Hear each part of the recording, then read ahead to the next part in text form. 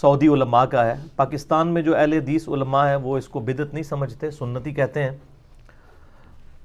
اب جو لوگ دلائل کی بنیاد کے اوپر چیزوں کو ماننے والے ہیں ان کے لیے تو ہم دلائل سامنے رکھ دیتے ہیں۔ سب سے بڑی دلیل ہے اجماع امت۔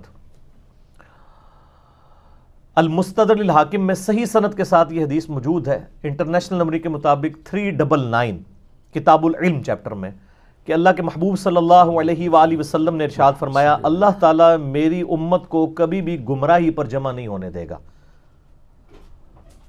جماعت پر اللہ کا ہاتھ ہے، یعنی اجماع امت جو ہوگا، یعنی جو کام پوری امت کر رہی ہوگی نا، وہ اللہ تعالیٰ کی تائید سے ہوگا۔